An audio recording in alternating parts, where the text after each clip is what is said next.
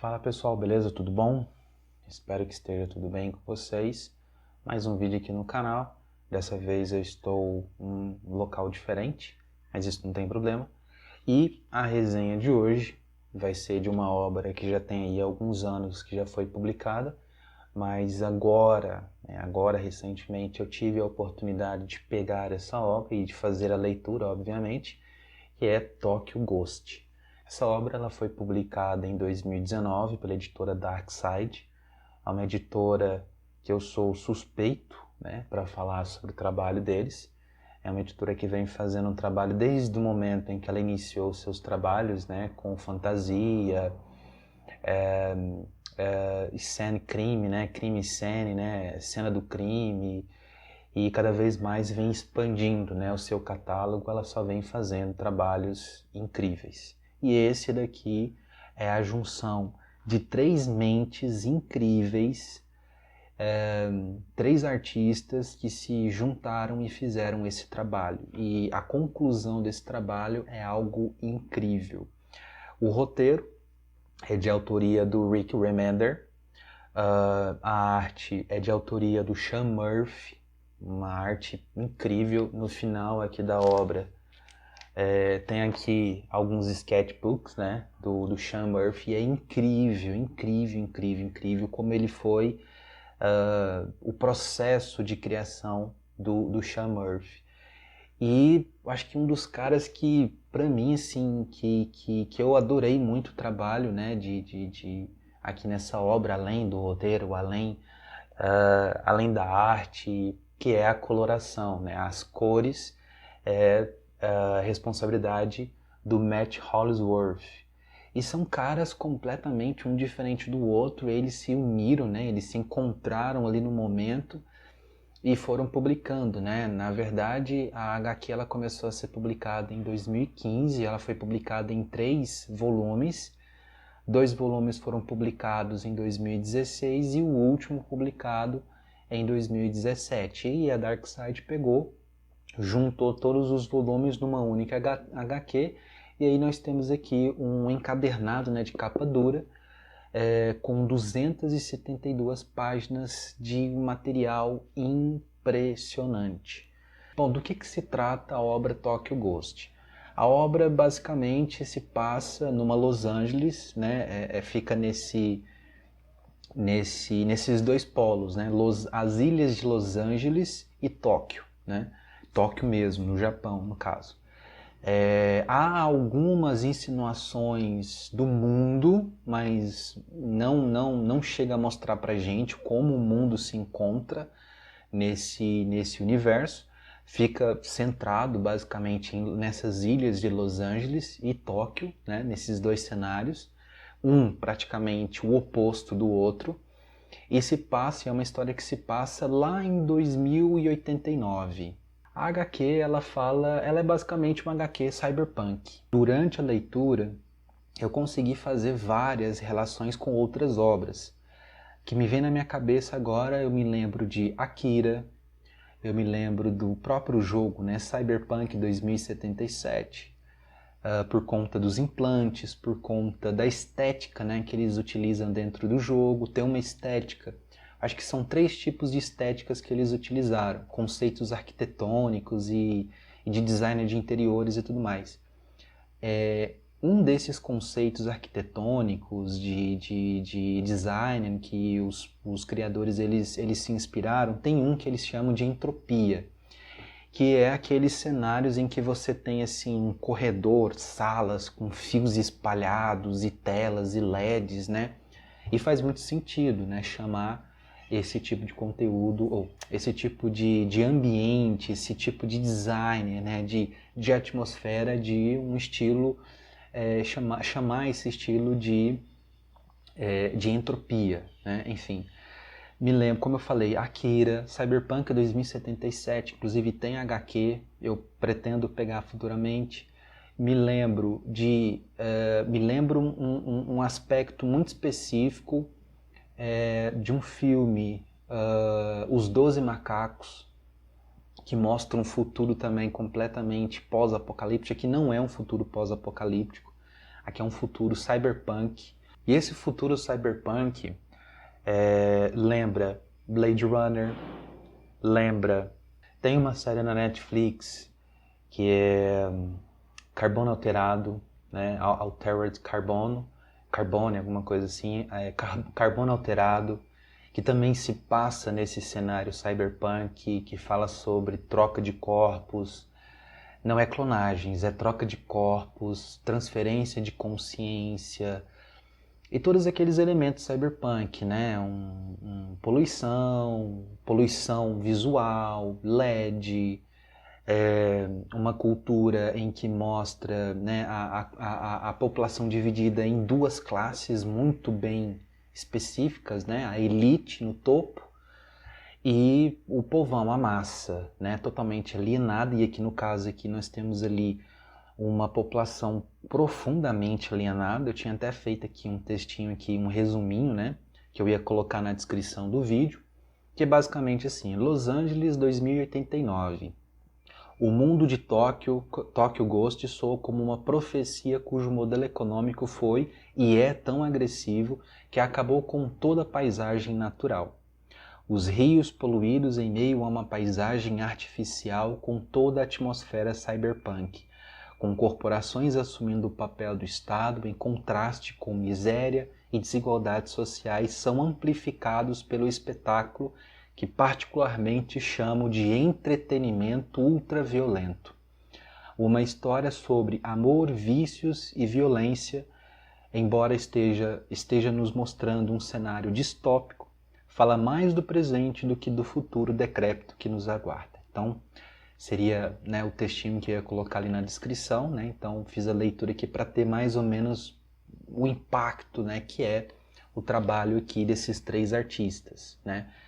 E aí, dentro desse caos todo de Tokyo Ghost, né, desse mundo cyberpunk, um mundo, inclusive, que fala do futuro, um futuro extremamente bem distópico, em que grande parte da população, essa população que não é elite, por exemplo, se encontra num profundo estado de alienação através de mecanismos, né, que vão levando as pessoas para um vício cibernético, se eu poderia dizer dessa forma. Inclusive me lembra de uma outra obra aqui, né? Parece como as pessoas elas conseguissem se conectar numa espécie de uma rede social, só que você não utiliza um aparelho. Você se conecta nela, você utiliza o próprio corpo para se conectar nessa rede social. E eles chamam os feeds, né? Que a gente tem nas redes sociais, o feed que vai passando ali, vai atualizando das postagens. Ali os feeds eles vão aparecendo para a pessoa como se fosse um pop-up, né? Quando você abre um site.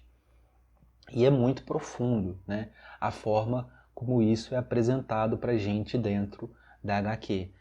Grande parte da população, como eu já falei anteriormente, profundamente alienada nesse estilo de vida viciante, que é essa conexão nessa espécie de uma rede social global que você fica o tempo todo, 24 horas, se não mais do que 24 horas conectado. Você não precisa, por exemplo, a pessoa até muitas vezes esquece de comer e ela está plugada, literalmente. E isso me lembrou uma obra muito clássica, né, da ficção científica, que é, obviamente, Neuromancer, né, do William Gibson, que foi publicada em 1984. Bem interessante.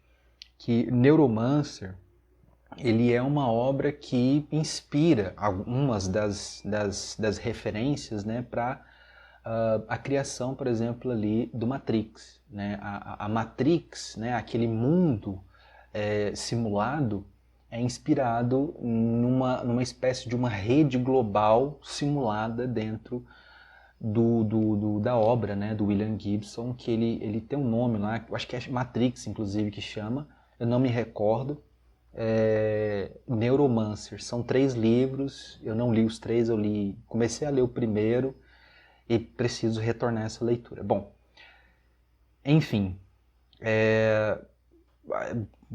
várias referências, né, que me vêm aqui agora: Matrix, Neuromancer, Ghost in the Shell, Ghost in the Shell, uma obra impressionante, incrível. O mangá eu não li, eu vi a animação, que já é maravilhosa.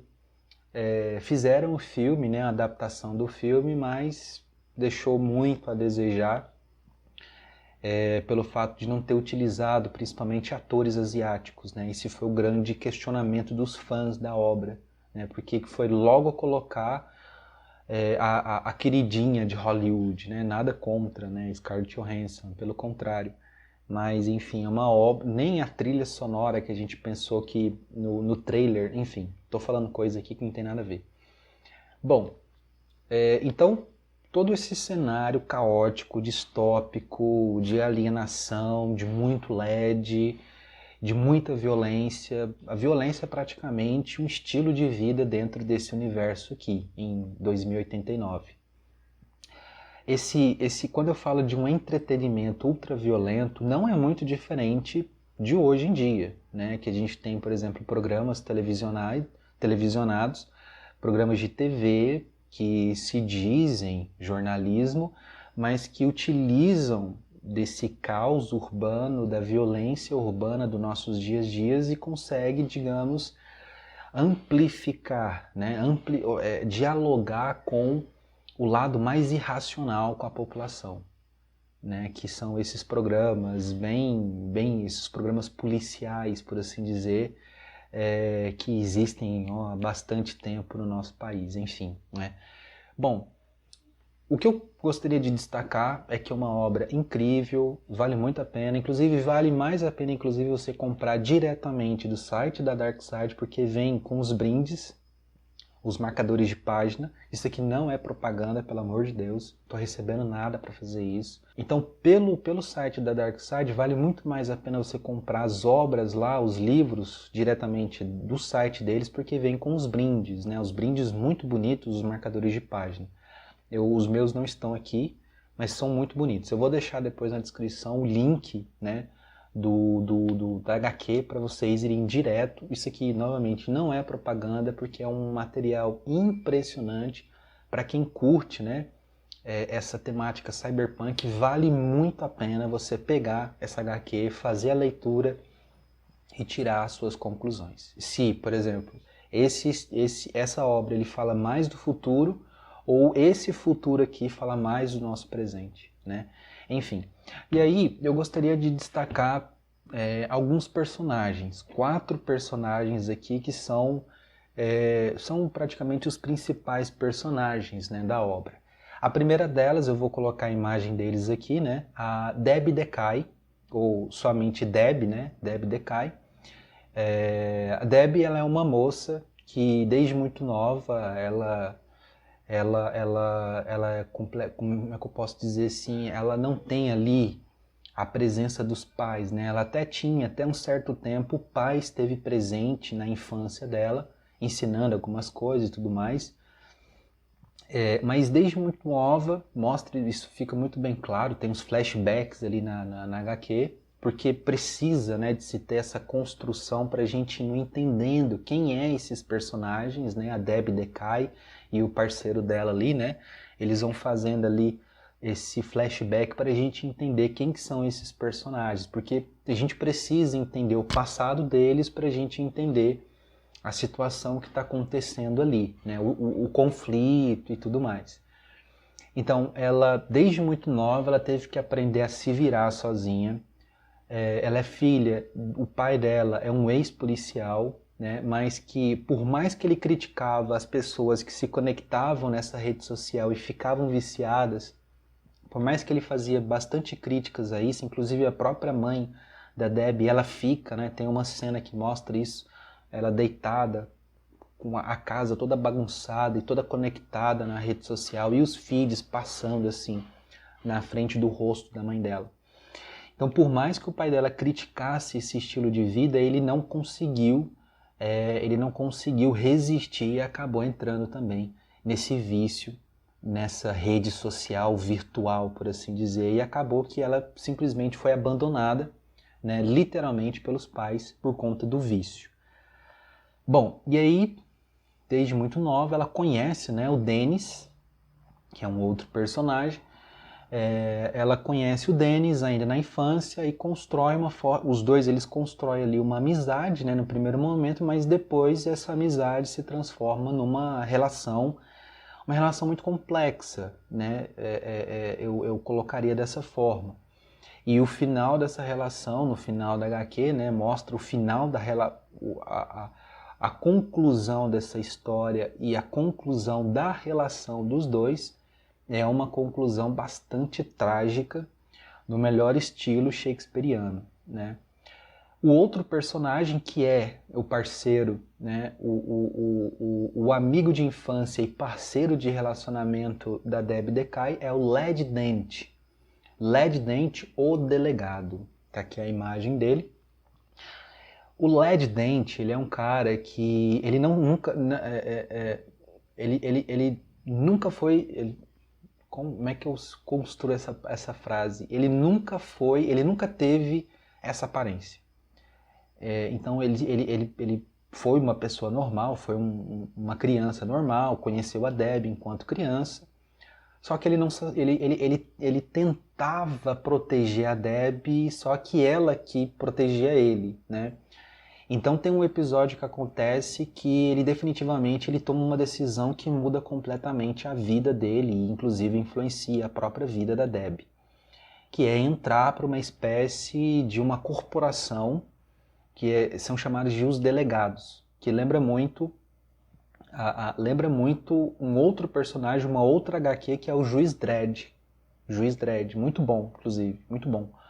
Então, esse Ted Dennis, quando criança, né, ele passa ali por uma experiência muito traumática, né, que a Debbie, ela presencia tudo isso, acaba que ele toma uma decisão e se torna, né, um delegado, e para ele se tornar um delegado, ele faz algumas modificações no corpo dele, a gente percebe que tem assim umas próteses, né, no rosto dele, e ele acaba ficando extremamente viciado nessas redes sociais que tem ali dentro desse universo. E ele utiliza um produto lá, que eu esqueci agora o nome, um produto sintético, né, para dar força para ele, para dar ali tipo um gás nele, né, para ele ficar mais violento do que ele já é naturalmente, né? Então é um personagem muito interessante, porque ele é o oposto do Juiz Dredd, né? O Juiz Dredd, enquanto tenta colocar ali, por exemplo, uma ordem dentro de um mundo completamente violento, o Led Dent, o delegado, que é o antigo Ted, a criança, né? O menino Ted Dennis se transforma no Led Dent, o delegado, extremamente violento. Ele é a própria violência, ele representa a violência em si, porque o ato, né? A primeira coisa que ele faz depois que ele se torna delegado, não dá nem para falar aqui porque é um spoiler da HQ, porque é um feedback, um flashback do passado dele, né, que define muito o caráter desse personagem. Aí eu fiz uma colinha aqui, né? O delegado, o Led Dent, né, lembra muito um outro personagem, o Juiz Dredd, com algumas diferenças, claro. Se Tokyo Ghost fosse um jogo eletrônico, eu fiz até essa comparação. Se Tokyo Ghost fosse um jogo eletrônico e cooperativo, esse personagem, Led Dent, ele seria o tanque, né? Aquele que vai na frente, né? Vai abrindo o caminho, o personagem mais robusto e ao mesmo tempo mais resistente a danos. No entanto, Dent, apesar de ajudar Debbie, né, ali tem os objetivos ali dos dois e tal, eles têm algumas missões que são passadas para eles, encontra-se permanentemente submergido em um mar de feeds, né, que vão aparecendo os feeds assim no rosto dele, porque ele está conectado a essa rede social e está completamente viciado numa espécie de realidade virtual paralela. Então, ele consegue ouvir ela, consegue ouvir ali os comandos da Debbie, mas ao mesmo tempo ele está profundamente vinculado, né, com esse mundo virtual paralelo.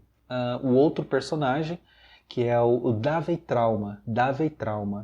Esse Davey Trauma me lembrou, o sobrenome Trauma me lembrou muito um seguro de saúde, um seguro de vida, não sei se é assim que fala, mas uma corporação que tem dentro do jogo Cyberpunk 2077, que é o Trauma Team. O Trauma Team é uma espécie de, basicamente, um seguro de vida, um seguro de saúde, né? Um plano de saúde, lembrei, um plano de saúde privado, obviamente, né? Um plano de saúde privado que os caras são completamente, assim, os caras, o mundo cyberpunk, ele é representado pela violência, né? A violência é um elemento fundamental do cyberpunk. E o Trauma Team, no 2077, os caras não são, sabe, os caras eles vão atrás da pessoa que está desaparecida e que pode ter ali, por exemplo, sofrido alguma alteração no corpo, um órgão sendo retirado, tráfico de órgãos ou de próteses, alguma coisa nesse sentido. Os caras chegam armados e saem da frente, entendeu? Então só que esse Davey Trauma, ele lembra mais um outro personagem do Ghost in the Shell. Ele é um personagem que a gente chama de hacking, né? Ele é um hacking. Ele é completamente modificado, ele tem muitas, né, ele é totalmente modificado, com muitas próteses, né, muitos implantes e tudo mais, e ele tem essa habilidade do hacking.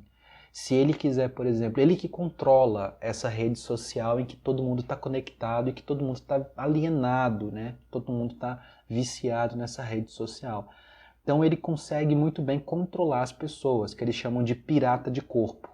Ele consegue hackear as pessoas que têm, né, ali uma prótese para se conectar nessas redes sociais. Ele consegue perfeitamente hackear o corpo da pessoa. A pessoa está acordada, mas ao mesmo tempo ela não consegue responder ao próprio corpo, aos comandos do próprio corpo. Enfim.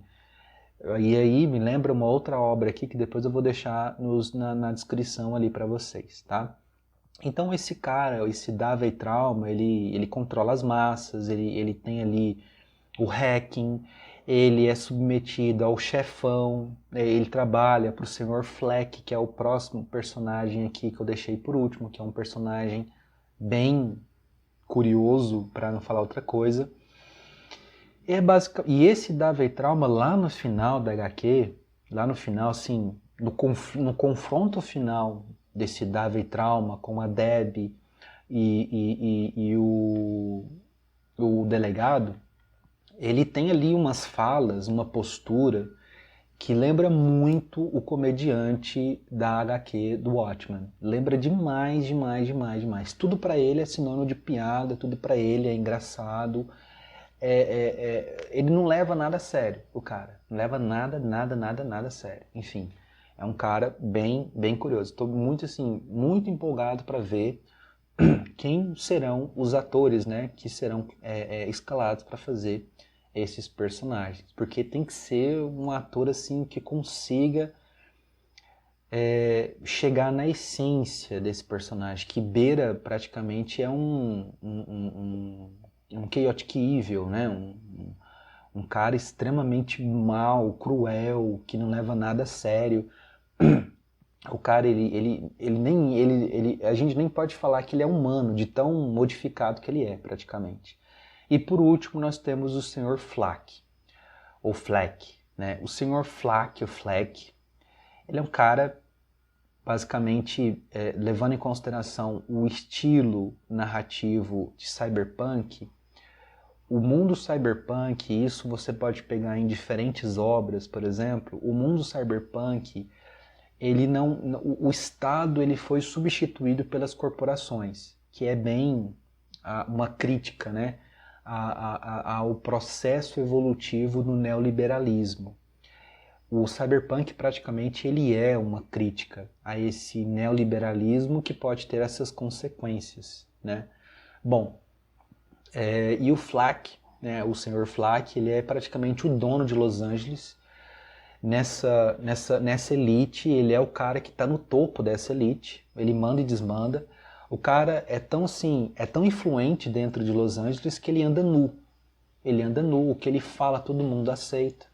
O que ele fala, por mais que seja um absurdo, as pessoas acatam aquilo.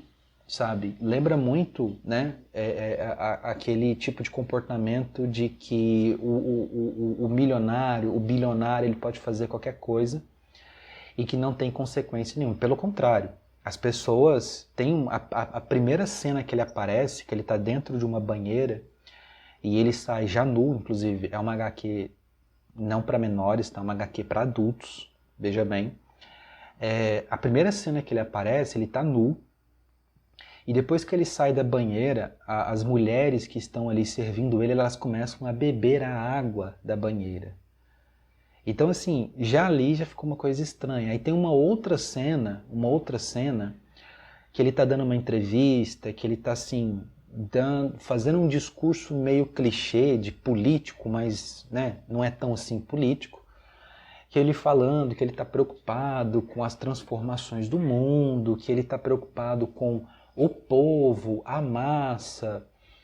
E aí, depois que ele fala isso, assim, eu fiquei chocado quando eu vi essa cena. Tá assim, uma sala com vários jornalistas e o cara que está na frente dele ali com o microfone, o cara larga o microfone e começa a empreender, eu vou falar desse jeito, começa a fazer sexo oral no cara, pelo discurso que ele fez. Então a cena, ela é feita para chocar mesmo a gente, de que nesse futuro aqui, cyberpunk, esse futuro em 2089, o cara é tão importante, é tão assim, influente, rico e poderoso, que o que ele fala as pessoas acatam, pode ser a besteira que for, que as pessoas estão chegando a um nível, assim, não tem outra palavra. E me lembra muito, sabe, esse Sr. Fleck me lembra as práticas dele, né? Em todo momento que ele aparece, ele está pelado, ele está nu. E ele sempre incentiva isso, né? O consumo, bebida, comida, sexo e tudo mais. Me lembra muito o hedonismo grego, né? Lá na Grécia Antiga tinha muito esse comportamento do hedonismo, né? E aí você tem esses elementos dentro de um universo cyberpunk e pronto, nós temos a obra Tokyo Ghost.